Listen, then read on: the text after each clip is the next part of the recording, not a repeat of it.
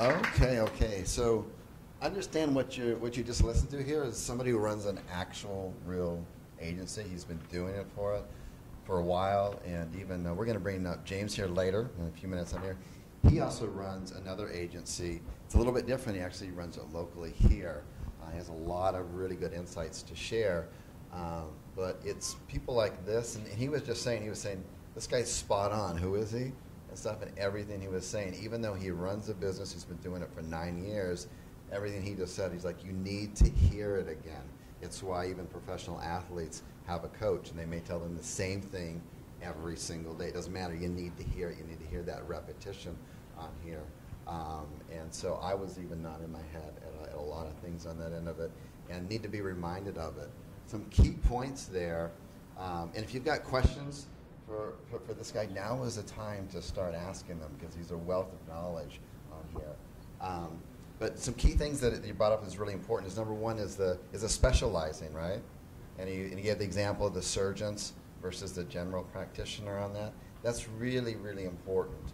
A lot of people assume that my agency, we do like multiple niches, and then they're shocked when they learn we just do 2. That's all we did. And the second one we just brought on in the last couple of years, but we've gone really, really deep, and we haven't even gone all the way with our original niche. And it's not necessarily that it's like a perfect niche. It's not even a niche that meets his criteria of 1,000.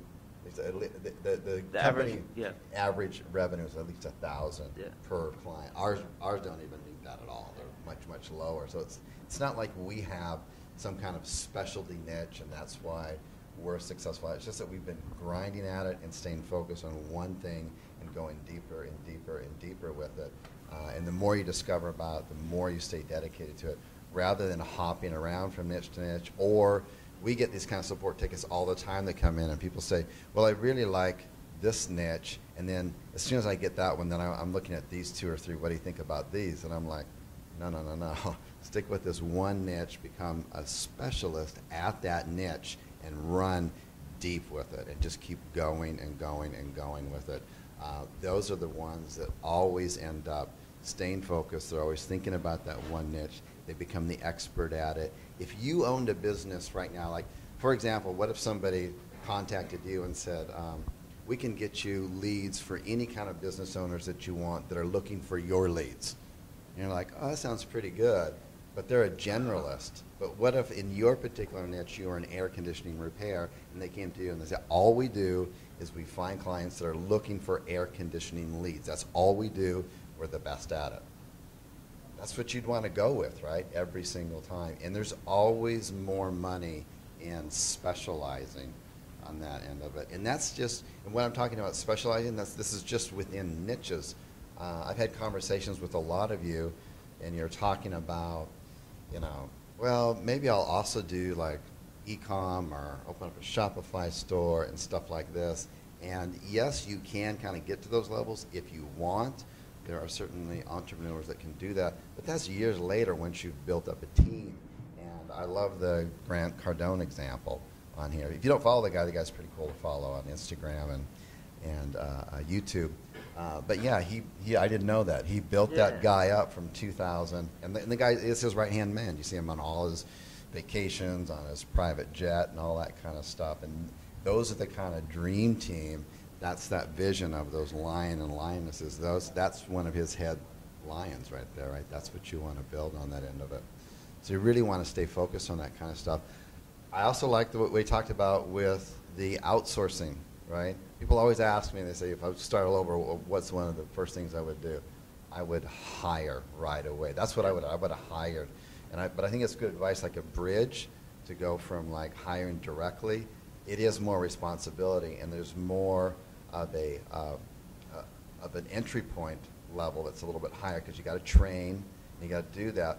But the other side of it is that you could just go find good outsourcers, got them for a short while, they do their work, they do their job, and you get it done, and then that's it. You can either continue a relationship or not. It's pretty straightforward. But you can also specialize and invest the time in them. And that's another route to look at as well, because in order to train someone properly, you have to really know the ins and outs of your business on that. The biggest mistake that I probably see with people with outsourcing and building a team is they'll just say, here, look at this course, or follow these videos, or just go do that. And it needs to be more specific than that. You need to give a structure. You need to McDonaldize it on that. It doesn't matter where you go in the world. The menu might look different. The size of the chairs might be different. But you can always expect exactly the same service from McDonald's no matter where you go, because they have a manual and a system for everything.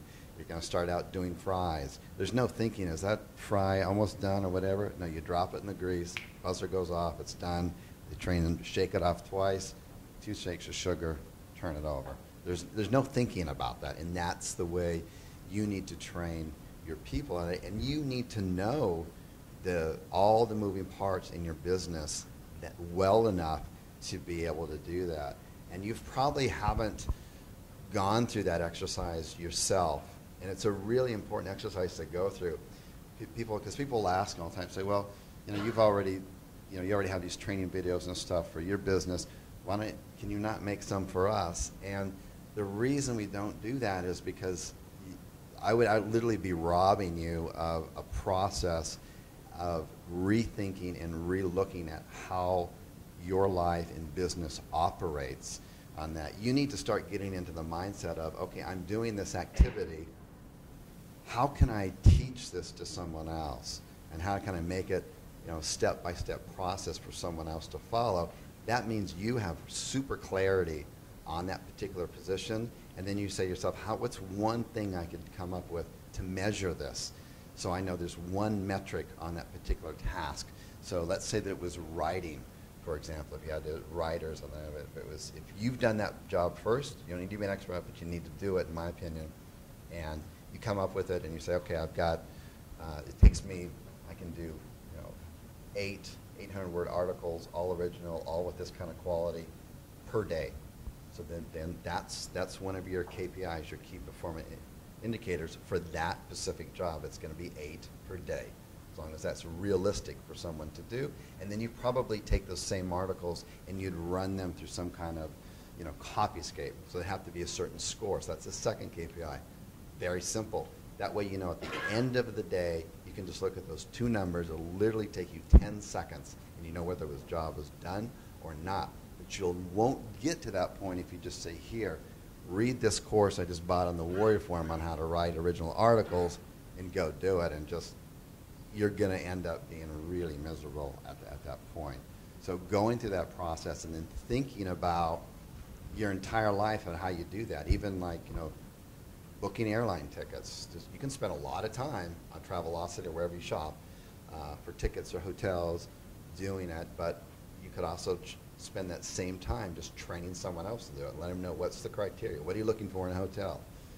I need to have high-speed internet. I need to have a gym. Here's some images of gyms and certain hotels that I don't like, and here's ones that I like, so I'm looking for this. You just have someone else do it. Otherwise, you can burn 2 or 3 hours doing that. Why not just outsource that out? And don't confuse what I'm talking about with like the 4-hour work week. I don't agree with the 4-hour week. I like the concepts, but I could be wrong or right on this, but I just don't believe that if you're really growing a business and you're aggressive, in my opinion, there's no such thing as life balance on that. But you can always try to get it, but it's always going to be skewed towards what you need to achieve and where you need to go with that. And anytime you can take like an hour here, people were talking about the workouts earlier. Well, for me, I look at that and say, how can I shave some time off of that? If I go 3 days a week, 30 minutes, I've just saved a tremendous amount of time, but I still get the same end result. If at the same time, because I travel quite a bit, if I'm saving 6 hours a month, not on Travelocity, look around, I've got someone else training, doing that for me, then that's a tremendous amount of time. Just between the workouts and looking for travel tickets, I've saved 10, 12 hours, actually more than that, 15 hours a month on that. So really important to think about building your dream team and stuff like that. Do you have anything to add with that? Because I know you've got staff and stuff like this, and I know you outsource a lot. No, I agree with that. And time is your most precious resource, right? You never get it back. And especially when you get to higher levels where your time doesn't just become worth, I can save $100 or save $1,000. Literally like 10 hours that you can put into a new product, a new funnel, new ads, could make you 6 figures. So anytime you can save, absolutely outsource. This is your time to ask some serious. Yeah, go for it. Let's get. Do we have another mic, right? We have 2 mics. Yeah, let's get the runner. Yeah, over feel here. free to ask. I'm open book. I can answer all your questions. Yeah. Hopefully. Yeah, this is the time to do this because you're not going to get like another opportunity. Yeah, thanks, guys. I just want to ask a question with your press releases. With the startup, I use press releases as well. I was just wondering, do you, as you're doing the sequence of them, are you sort of looking at press releases for your topic pages as you go, or are you sort of firing them off generally for your, I guess, the mix between your main homepage and your actual topic pages? Are you targeting certain pages for the press releases, or trying to get a spread across the site, or? So generally in press releases, you can add up to 3 links within the press release. So I usually add 1 link to my homepage, 1 link to an inner page, and 1 link to a social media profile of that, and then I mix those up between the topic pages. And of course, you can try and create a strategy, maybe where first you launch the press release, the company is released, the marketing service, and then you say, we've just added SEO services, we've just added lead gen services, and you can keep adding them like that. Cool, thanks. How tall are you? I'm just joking, dude. Like thinking back to when you first started, and things were rough, were there any like fears or uncertainties that you had, and what were some of the first successes or first things that happened in your business that immediately got rid of those fears or reduced them to the point where you're like, you know what, I can do this, I can make this happen? Is that a valid question? Yeah, I mean, we all have fears. So like probably my biggest fear is just not being able to succeed or not being able to be successful. I'm very like competitive kind of person. So actually that's still something I have every day. Even though I'm making money, I'm still always thinking, what could go wrong? What if I fail? That kind of thing. And it's still a fear. And I mean, it doesn't go away. You just have to be aware of that fear and kind of use it to drive you, So whenever I feel like, maybe things aren't going that well, what if I lose money, whatever, it's just like, okay, I have to go and work harder. I have to go and make more money and make sure that doesn't work, that doesn't happen, So I guess, yeah, that's kind of my biggest thing. But also, again, I always hated the idea of having to go back, go live with my mom or go live with my dad or something, and have failed there. So that kind of fear also drives me to want to succeed with it.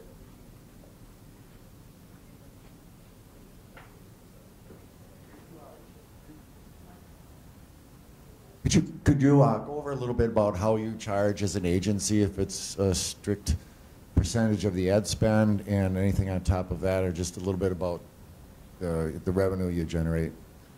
Yeah, so we've mostly done SEO, so we haven't done much ads of like paid traffic stuff for clients.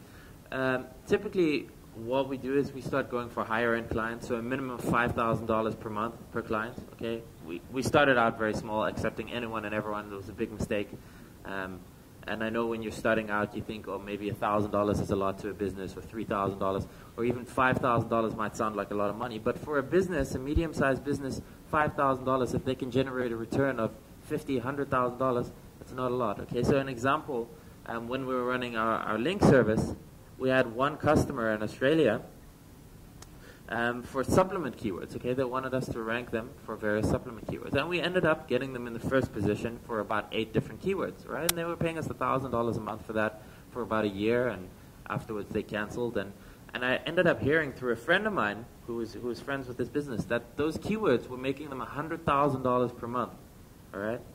So businesses can generate a huge return from the services you provide for them, whether it's SEO, whether it's lead gen.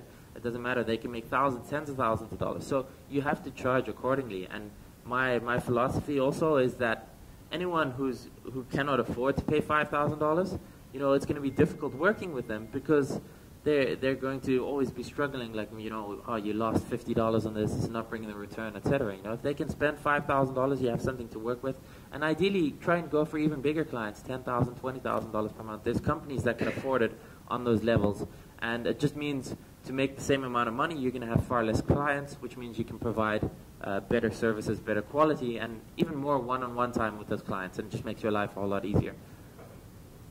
Really good points. We're going to get all your questions in here. I just want to reiterate a couple of things that he stated was really important on that. And that is, I see this all the time, especially with people just starting out. They're like, I have a friend or a friend of a friend or a relative who owns this particular shop or business, and they're looking for leads. And when they send the support tickets in, they're sharing what the niche is, and I'm like, that niche is not going to work for SEO that well, not with our model, and it's not really going to work with paid ads that well. It'll be like, okay. But what you should really focus on is going deep with an approved niche that either myself or William approves, has gone over it, and then just run with that. And I know when you're starting out, it's like, well, that's really easy. It appears like it's going to be the path of least resistance because you don't have to make a sales call, you don't have to have someone else know you, and then you're starting out. None of that. They already want leads and need them, but you're going to end up wasting a lot of time there. And although you may make a little bit of money up front, in the long run, you're going to have all of those months of lost opportunity on the end of it. So you really want to stay focused. And it's a great question there, but notice one of his responses was, it fits entirely what he was saying earlier. He specializes. He doesn't do a lot of paid advertising. He just sticks with a niche, and he sticks with SEO, and that's what he specializes in. And that's one way to run your business for sure. So, next question. Oh, what was the motivation, or what was your motivation to leave your home at 24 and just to strike out on your own? I wish I would have left earlier, to be honest. Basically, my dad was very controlling in my whole life. He always told me what to do, and even what I should study, and what I should... I didn't go and study, by the way, but I just really hated that, and I didn't want people telling me what to do. And that's probably the reason why I travel around like this. I don't want leases. I don't want people telling me where I can live or what I can do. It's just kind of a result of that. Ladies, he has commitment issues. Just so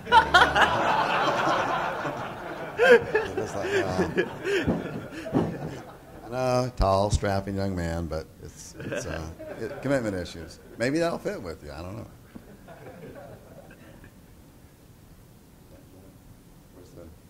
It's coming. The mic's coming over.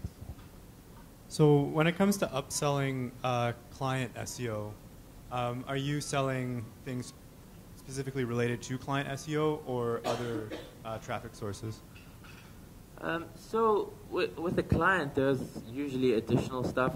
The upselling was more for my info products and my training products that I was talking about. But even with SEO stuff, you can upsell. So we have various clients, they want kind of the whole package. So you offer them SEO, but they want content also. So we have to provide like 20 articles a month for their blogs that they can put on their fan pages and stuff like that. And basically we just outsource that. We don't make any money on it. We go to another company, we get good quality articles, we give them what they want as a kind of an additional service, but it allows us to charge more for the SEO because they're getting everything they need. They don't go to another agency. So you can basically just think, what do they want? Do they want, maybe they want social media management, maybe they want paid traffic, but you choose your one core offer, you charge a lot for that, and maybe to sweeten the deal, you can say, okay, we'll add in the content writing or the whatever, and you can outsource that.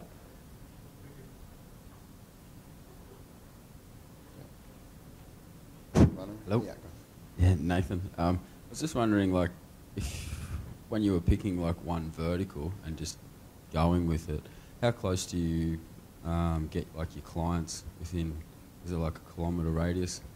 Just sort of competitiveness, or is there a certain criteria you have for that? Yeah, personally what I do is I just take on one client per city, unless the city is very, very big. But even then, like, because I do SEO, right? So that means we can rank them. I guess it's the same for AdWords where you bid on keywords and things if you do that.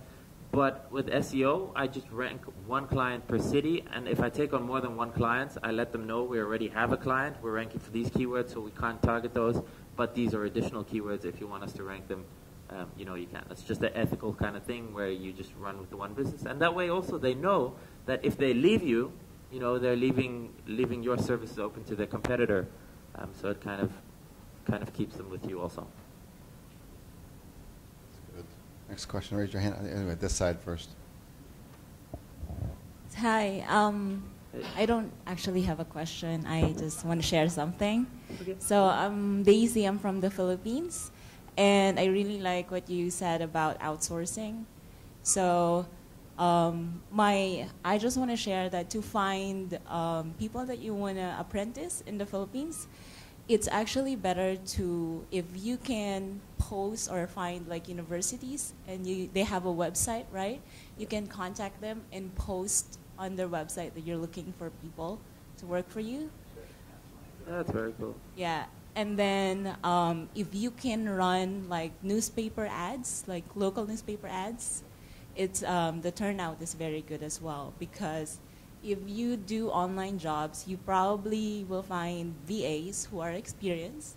They basically have the technical skills that you need, but the good ones, most of them, they have full-time jobs already, and they're getting good pays already. So I heard a lot of like horror stories that they just disappear, or probably they don't give you the 8-hour work that you hired them to do. But that's probably because they have 2 jobs already or 3 jobs, But if you find this like fresh grads, they're very smart, ambitious people, and you can train them, they can grow with you, like you said, and they're going to be very faithful if they find that your company will take care of them and their family.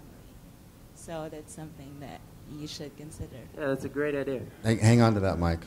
Don't go anywhere. Hang on. I'm out. Okay. So, yeah, there's a lot of great things in here. So, first of all, do you offer a service like that? Like Yeah, you posting should start service? with. Yeah, seriously. Actually, Yeah. we talked about doing that. I actually have a client, SEO client out in California, a couple of them, and we've actually helped them hire people over there. Yeah. We've thought about doing it, but I don't know if we have enough time. Bandwidth. You know what I mean? It Yeah. takes a lot. Like when we do it, we like really put up newspaper ads, interview lots of people. I interview a lot of people, you know what I mean? And then those were for certain people, but we've thought about it. We've talked about it. What about? Yeah, I understand. So again, you're sticking with the theme of specializing, which is awesome. And this is an aspect of your business that you use and you're successful. Everything you said makes like beautiful sense. I would never know that because how would I know to post in universities and the local? I don't know what universities to post in. I don't know what newspapers to post in. Does anyone else in here know which universities they're posting? Would anyone else like to know? Yeah, I think like 100% of the hands went up. There's an offer for the next 15 minutes? Yeah, let's put the countdown timer on here. Yeah. Price doubles every 15 minutes. I know you guys are busy, yeah, exactly. But I know you guys are busy. Is it possible that you could provide maybe a list that you've already used of universities? Definitely, yeah. Paper? Okay, Yeah. definitely. Would anybody like to get that? Okay, all right. We'll get to you. Awesome. You already gave your card. Okay, so we'll make sure that we post that in the Facebook group on that. And don't turn that mic off. Time out. One of these chairs up here might be yours. No, I was actually last night after the event, because I talked to this lady here, and she had horror stories about VAs in the Philippines. And Astara, she's actually from the Philippines as well, and she just hired a VA, and she's very happy. And I was like, maybe there's really a need, and so. Well, yeah. there's a huge need. About this last night. She's like, maybe we should start. Yeah. I mean, if you have, like I know you've got I don't know how involved your business is together, but if one of you had more time than the other and you wanted to do that, you have a guaranteed, we've got over 3,000 members within all of our groups that ask us constantly, can you help us out with that? You would have a built-in base right there that you could grow. You wouldn't even need to look for customers. But if you just provide the list, that would be awesome on that. What are some of the, once you filter them through, is there any tips you can give on how you vet them or screen candidates who come through? Anything that you can? Usually what the questions that I ask is I try to find out one thing is like, are they looking for something full time or just something short time? You know what I mean? Because we've had some of our staff members in the past, like one of our current staff members is going to law school and stuff like that. So we try to find out first, are they, wanting a long-term job, or are they wanting a short-term job? I usually try to find out if they have a family, if they have children, stuff like that. And then, what else? Basically, what their passions are, like what are their goals in life, like what do they want to achieve, like what are they looking to do, and then I usually ask for pay, like what are they looking to make for pay. It's crazy how low some people will say, you know what I mean? Can you share some of that? Because we get that kind of question all the time, like, well, how much? I will say this, now this is like on the low end, but like normally when we do like an interview where we're trying to hire someone, we'll probably interview like 20 to 30 people or something before we find somebody. But I would say that it usually, on the low end, some people want like maybe $160 a month. That's for full-time work. Like that's like $100, or that's like $1 an hour, I guess. 160 hours for the month, so 40 hours a week. But I would say that like a lot of people would be happy. I think it depends too what area you are in the Philippines. Like we have an office up in Baguio City, which is like up in the mountains. It's like the cool climate and stuff like that. Manila might be a higher paid area, right? So it just depends on kind of the geographical locations that you're at. Actually, if you're hiring a freshly grad, like they just graduated this year and it's their first job, and they have no idea about the type of work that we do, but they have really good personality, and then their English is good, and you can say that they're passionate, they just want to please you and do whatever you ask them to do, basically. The good pay will be about 12,000. They will be very happy with that. 12,000 pesos, yes. They will, yeah. They will be very happy because that's their first job. And normally, most of the companies in the Philippines will pay them 8,000 to 10,000 per month for a startup pay.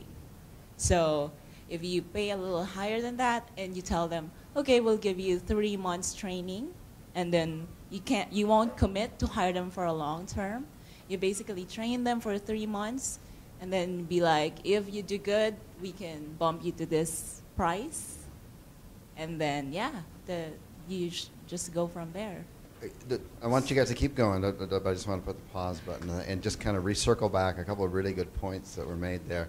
Number one, I didn't ask the price point, so it's like you're looking for the lowest price. That's not what you're looking for. These guys are always talking about quality, what's their long term, what's their personality on this kind of end of it. A lot of people don't know. They just have no clue. Is it $500 a month, $600, whatever. I believe that if you screen people and you vet them out properly, you're going to find the talented people, and you got to pay the talented people talented prices, okay? And you got to give them motivation. This is a long-term thing. And then I would add on top of that you also get to know your employees and their strengths and weaknesses, because everyone's different. You were mentioning you don't like to do creative stuff, so you hire that out. You may have an employee that really likes to do creative stuff, but you're having them do non-creative stuff, and you learn that over time. Then make a position to go over there. You'll benefit, they'll be happier, all that. So it's not about the price point, okay? We're not looking for a red light special at Kmart here, okay? The other thing, too, that made a really good point is, did you hear what he said? He said, I interviewed 20 people, and I've been guilty of this where I will interview one person, I'll be like, yeah, I got the best person ever, right? 2 weeks later, they don't show up. How many of that happened before? Yeah, you feel so good. You're like bragging. I mean, I got the best person on my team. I'm gonna be. You gotta bet. You gotta do your homework, because if you don't, you'll make the same mistake I did. You will hire people and you'll be like, man, what's wrong with them? They're so stupid. And it's not. You're the one that's being stupid, right? And I did that cycle for over a year, and it's very painful. And I lost a lot of money, a lot of time, frustrated, worked way too many hours. It's so much more satisfying to take the time to find the right people, to get to know them, their strengths and weaknesses, find positions for them, let them know it's long-term on the end of it. I mean, when I view my company, everyone says, you know, what's first, the customers or the employees? And most people say, oh, the customer's always right. The customer, no. Your team is number one because they take care of everything else on that end of it. So yeah, please continue with that. I didn't want to. No, I was just going to say those were the lower prices I was saying. But, you know, I would say, like, you know, anywhere from $400 to $500-$600 is pretty good pay there, you know, from what I know. Some of the guys that we hired for some of my clients and stuff, they were more in like the $600, $700, $800 a month, but they were, you know, had 10 years of call center experience, and they trained a lot of call center people and stuff, and they were going to be answering phones and doing different things. One thing I would say is that there's different levels of English. So I had tried for so long to find content writers, you know, in the Philippines, and I had went through some people that wrote really good English, but there'd always be some times in the articles where it might sound a little funny versus, like, I guess just from the U.S. English, like how we would read stuff. Sure. But there are people that can write, like, perfect English. It just takes a while to find those people, you know what I mean? But just in my experiences for like writers and stuff. Let me ask you a question here. What do you do about, like, frequent outages, power outages, and slow internet speed? Is there anything that you do in the beginning? Yeah, so we have an office over there. So I bought a generator. So we just use a generator, you know what I mean? It's funny because my clients just bought generators too and stuff for their staff over there. But yeah, we bought generators. It doesn't really happen that often. I mean, every now and then like in Baguio, there's like a typhoon season. So sometimes, you know, that happens. But usually what we do, doesn't happen that often. I don't know. And then you can have a second provider for internet. So if one provider went down, you can switch on the second provider. Or they can just buy the little pocket Wi-Fi thing, like a hotspot. I think you call that hotspot in the US. Yep. So they can easily just, you know, reload and get a second Wi-Fi line. Really good tips there. And you're right, it doesn't go down that often, but if you're looking at your business and things are rolling along, it's really costly if you look at, hey, I just lost a whole day because of whatever. And you guys have an office, right? So you guys are buying a generator for your office. I have an office in the Philippines. It's for a different company, but then the rest of the team is virtual. And for the virtual team, one of my personal requirements is that they have to have fiber optics available, or there has to be a co-working space that they're willing to drive to and work at that's available 24 hours a day. Not all of them are. That has a strong internet speed, because most of the internet speed, and I'm not a big techie guy, but usually, you know, you go to like how fast my internet, and I have them send a little screenshot, and it's normally like in the Philippines, it's like maybe upload speed like 2 MPB, and then it's like 1 upload. It's like, that is so slow. Yeah. That's going to affect everything that they do and the speed of it, and also the concentration. And when you're working on something, you've heard that before, you're working on something, if you get interrupted every 20 minutes, it takes you another 20 minutes to kind of get restarted. It's the same thing when the internet is slow, and just the productivity is so much slower. So whatever it takes, I would look at paying. We always pay, find out what's your internet speed. Okay, and then a lot of them in the Philippines will not pay for internet on their phone, right? And so I offer to do that because I want to know, like, hey, if you're going to be late for work, whatever, you got to be wired up, and we need to know, because the team depends on you. And then we've even, for key employees where there's a lot of outages, we've purchased generators for their home. Purchase generators for their home, and for the fiber optics, we will pay for that to come in. And it's got to be available in that area. Then you don't have to worry about that stuff, because it's really, really important with your key players on that. But I like the the hotspot idea is great. You know, they can always bring that. And if they have power outages, usually my experience, I don't live in the Philippines, but my experience is usually an hour or two. And if you got a laptop and it's powered up, and then you've got a hotspot, you can still work. Yeah, it can still work. Yeah. Runner with the questions was. I think Astoria was next. Try to stay in order here. I love all the questions. This is really good. Look at all the great stuff we're uncovering here. Yeah. Astoria, don't be shy. They want me to talk. Yeah. Well, I also am from the Philippines, and all my VAs are in the Philippines. I do content writing, and so my writers are all from the Philippines. So, yeah, I mean, probably what Daisy is saying is true. Like, what I do is I post on universities, and I pick the top people from the university, like the people that graduated from a certain university. And my staff is in Manila, so it's quite geographically, it pays more if you hire people from Manila.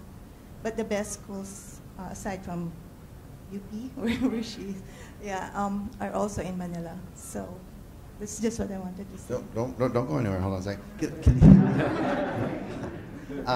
Can both of you send a support ticket in and just give the list of like the universities and stuff just real quickly in that way? We'll post up on the Facebook group. How many people here don't know who Astoria is? Raise your hand. How many people don't know? Okay, good. Look, no matter what you got, there you go. No matter what you're doing, whether you're doing ads or whatever on this end of it, at some point I would encourage you to have two sources of traffic into your business. One would be the SEO, the other ads, but only after you've specialized and mastered that one and made a decision to have the bandwidth to add a second source of leads or income in. Don't go anywhere. Hold on. Hold on. So, I know you want to get rid of that, Mike. Just hang on. We have to duct tape that around.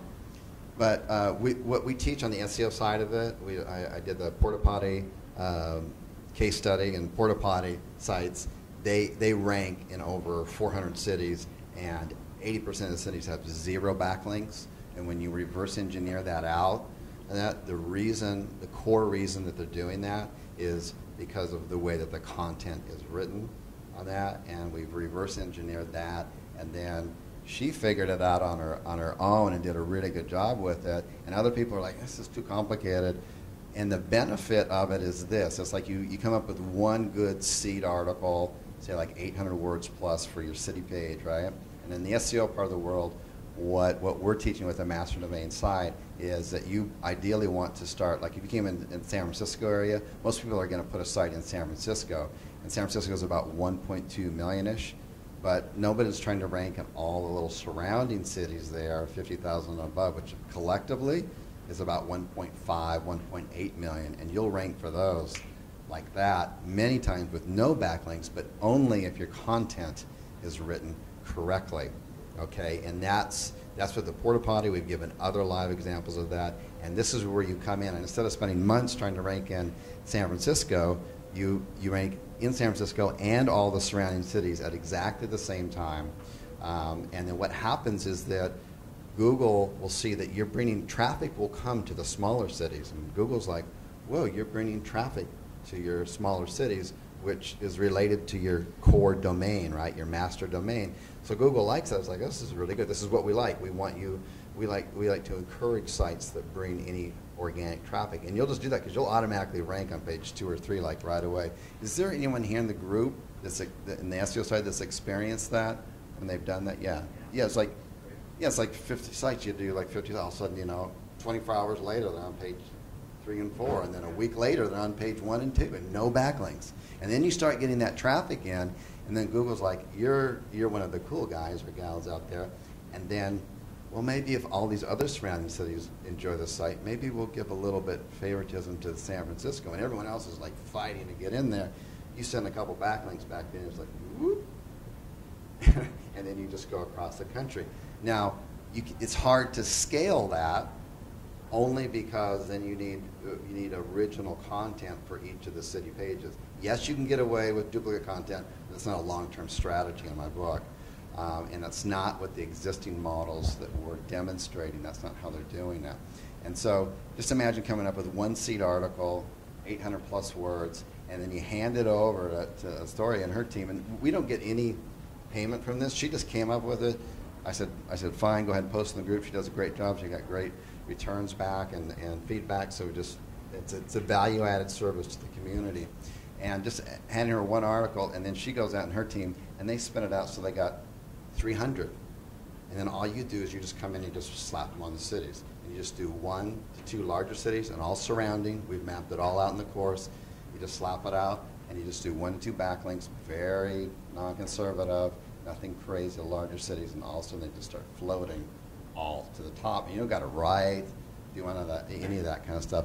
Can you explain a little bit more about what you do? I know you've expanded it as you've learned, and you've gone through your own growing pains of building your team too. So what we do is we take your seed articles, I mean like your main content, and we do rewrites, so 100% original from your main content, and then we spin it. We pick sentences. If you don't, were you not an SEO member, because it's all explained in the porta potty model anyway. So yeah, we just get the sentences from each articles that we have, like 5 minimum. We found that 5 minimum gets a better result than, I mean, minimum of 5 articles. But you can always do more than 5, of course. And we take sentences from each of these articles and then came up with a new article, which is the reversioned articles. So that's what we do. Yeah, thank you. Literally, when you look at this, and some people don't see it from the higher viewpoint here, once you've got your niche picked out and you've got your seed article, everything else is done in the course. You just literally just take the articles and you just follow the cities. We provide the PBNs, the Web 2.0s. You just point 1 or 2 backlinks per main city, and you just do 1 or 2 per month. That only takes about maybe 10 hours if you're doing it all yourself per month. And you need to figure out what you're going to do with your other time. And it's literally that easy to do. And it's just a waiting game. The paid advertising is like a Ferrari. You're going to get the A to B really fast. The SEO, it's like driving a big ship or big tanker. It takes a long time to get to point A to B on the end of it. Thank you. Next. Actually, with the outsourcing, being from Australia, I've had quite a few bad experiences. But I've started now employing from the Philippines and use Philippines online. But for us Aussies, because there's a whole bunch of us here, if you've got hesitation of actually employing Filipino workers because they have that strong American accent, there's an acquaintance of mine who actually has another acquaintance who set up a Filipino outsourcing centre where he actually trains them to speak Australian. Okay? So, and the way he actually went over to the it was sorry, Chris, it's just, this is a crack up. He actually went over to the Philippines, and he sat down with them, and in his interview process, and he's actually, his background is a radio announcer, so he's got this really boomy Australian voice. But he sat down and he turned into a real Ocker Aussie, and he went, "Hey mate, how you going? You know, I live in Udnadatta and Parramatta and Wyong." And then he asked the outsourcer, "So where do you live, mate?" "Oh," and the outsourcer turned around, "Oh, bloody oath, mate, well, I live here and here and here." And he goes, "Well, you're in, mate. You're awesome. In, and you're in," and that's his interview process. But that's where this outsourcing is going. So there's, I mean, I can find out more because I'm interested. My hesitation, Chris, has been: do I go US or do I stay in Australia, which I really want to. Whether it's going to work, I don't know, but I'm definitely going to follow up this. Thank you. Awesome. Yeah, keep going. My question to you, Dirk, is I mean, you know, like as you are only focusing only on SEO, I mean, you know, like Google is all the time, you know, like coming out with updates, algorithms, etc. Now, when you are committing to your client, like how are you so confident? I mean, with whatever updates comes up, you would be able to give value to your client. Yeah, so the clients always understand, first of all, we explain SEO. Most of them are already aware of what SEO is and how Google works, okay? So there's always an inherent risk for the client. They understand that. But usually the rewards are higher than the risks, okay? And we stay away from any kind of black hat, shady stuff when we're doing for clients, you know, for like your own affiliate sites or whatever. If you want to do black hat stuff, okay, maybe try it. But for clients, you can't do that, so we stick with white hat stuff, you know, outreach, guest posting, content creation, that sort of thing. So we follow, you know, the guidelines of Google as much as possible for SEO, and we stick within that. And usually that provides the best results, even when updates come through, you know, and Google makes changes to the algorithm. Most of the time, our client sites are not affected by that. And of course, if they are, then we just make the commitment to our clients. You know, we'll work with you to try and improve that. If there's a change, we'll do whatever we can to help facilitate and restore rankings or whatever the situation is. More questions as we're going up? Yes. Hi, Doug. A question for you. When a prospect contact you through a contact form, and then you start talking about the potential project, and then when you mention about the price, and then he stopped replying, and what would you do in that situation? Do you keep following up till he say yes, or you just, when will you know that you have to leave this guy? So with the contact, you want to try and escalate it to a phone call as soon as possible. Okay. So if they email you, like I said, with my leads, a lot of the time they tell me, here's my number, call me, or here's my Skype, call me. So I try and set up a call as quickly as possible, because when you get them on the phone, you take it to the next level. Okay. I think William also said that you don't want to keep emailing back and forth with the clients. Okay. You want to try and make a deal. So if they reach out to you and you get that lead, you know, they're interested in working with you, and it's time sensitive, because the more time you leave between getting in contact and closing a deal, you know, the more chances are they're going to change their mind or look for another provider or something like that. So you want to try and get them on the phone as quickly as possible, and again, you want to have multiple follow-ups, but at some point, you have to decide for yourself. If they're not answering your calls, if they're not replying your emails, you know, you have to let them go and move on to the next one. Awesome, great answer on that. But I want to come swing that just really quickly about and this ties in with this, like speaking with somebody on Skype or in person. When you're interviewing the VAs, you definitely want to talk with them over the phone. I like to do the video when you can, if the internet's strong enough to do. But you want to talk with them, and the main reason for that is not just to find out about them, their passions, and where they are in life, and where they're headed, but can we have a conversation? And do we understand each other? Because a lot of times what will happen is that the written will appear perfect, but you go to the spoken, and there can be a lot of things lost, and then maybe a month down the road, you don't quite understand. It's like, did I not explain that correctly written? And it's not quite getting done, and there's a frustration point there. So we have a certain level of spoken English that we hold to a much higher standard than written. If you don't even know your grammar, but you and I can have a conversation and we understand what's going on, that's all we need. We're totally good there. So some more questions for either myself. Okay, so this is, oh yeah. I just wanted to thank you guys for speaking up about being from the Philippines and with your experience in outsourcing. I mean, the first thing you mentioned to me or us was you would outsource first, and that just started a whole lot of pain in terms of, for myself, in terms of attempting to hire from the Philippines and just going through the whole like, okay, this isn't working out, or I don't have enough work for them or whatever. And, you know, just the mentioning of, oh, you know, you can post at the universities. I mean, that's just huge. So I hope, I mean, I want to reach out to you and talk to you more, because that's the, next thing is to do the outsourcing, because it's so critical. It's just so hard to get it. I mean, I don't expect to be like 100% right off the bat, but this is such a shortcut just in speaking with you and just you offering your advice. I just want to thank you guys. Thank you.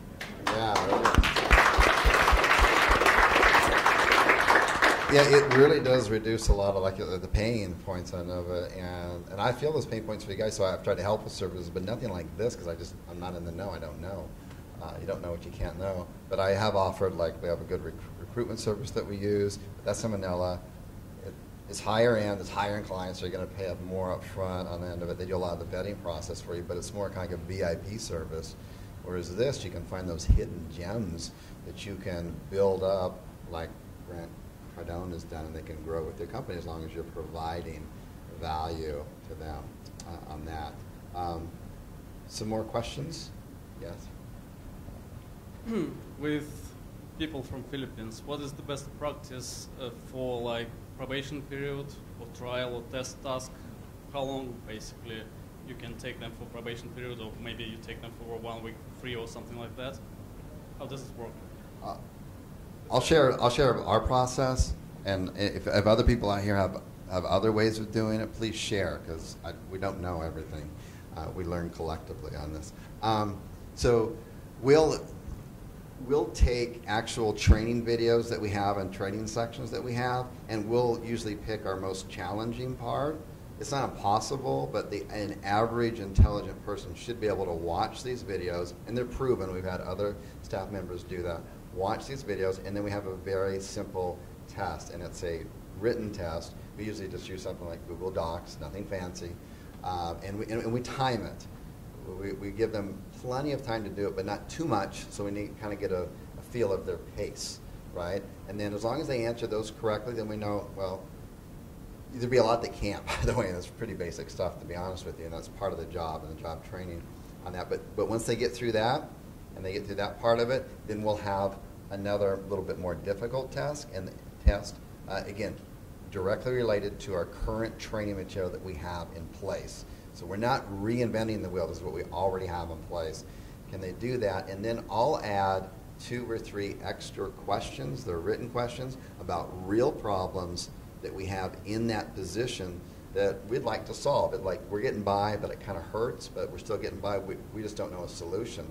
So we just ask it in there. And don't expect, a miracle worker to come in, but it's really insightful to see the kind of responses that you get for that. Right or wrong, we're not really looking for the right answer. It's like, how does your brain think on that end of it? And then from there, if they pass that, then we're going to do a Skype interview, and we're going to talk with them. And my primary thing that I'm looking at when I'm doing the Skype interviews is what are their long-term goals, where are they in life, how many kids do they have, are they a single mother with 2 kids, this kind of stuff. How sticky can they be, where are they in their head, and stuff like this.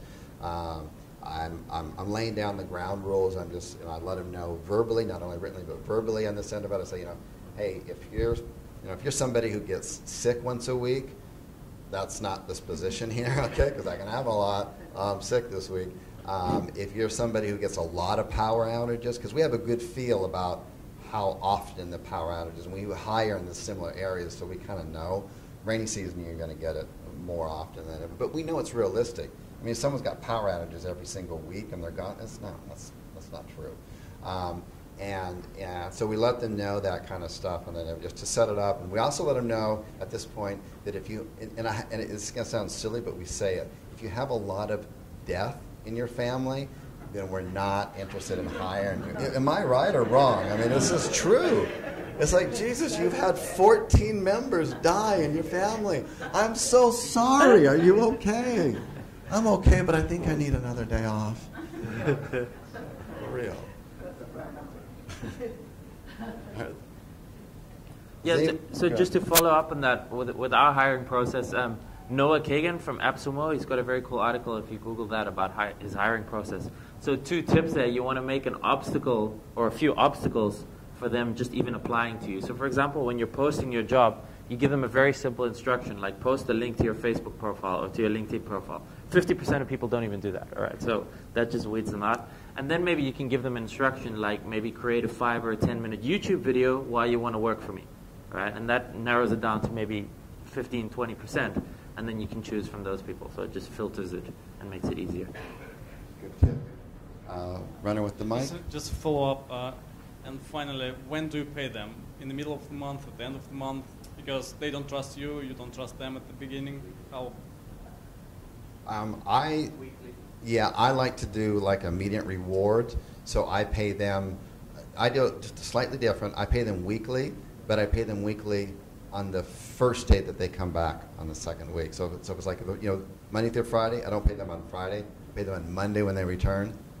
Everybody shows up. Return. Everybody shows up. I've never had anybody get sick or death, but I tell you what, Tuesday, a lot of flu's going on. Kind of weird. How that? Go fast. I mean, I come from an IT background, and I've absolutely totally agree with everything that's been said. But just the extra added bit that I've kind of added into my process is to actually have an agile Scrum Master, which, if you don't know what that is, it's kind of like a project manager who will come in for 1-2 hours a day, perhaps 15 minutes once they get going properly. And they'll actually help ask your team a number of what are called Scrum questions to help sort of manage the day for you. And there are three basic questions, so I won't go into here. But you can just look it up online, just look for Scrum Master and the questions. And it is handy if you can get the right Scrum Master who understands your business. Can be a very successful way of freeing you up from having to micromanage your team, because the Scrum Master's in between you and the team, and they come back and say, these are the blocks. And it's their job to find out the blocks, so that's part of the questioning that they do every day with the team. So just an extra idea to, and if anybody's interested, I'm happy to speak to them afterwards about it. Awesome. Questions? I just remembered, sorry, with the Aussie Filipino outsourcers, the rate is $8.50 an hour, and that's Australian. Thank you. Okay.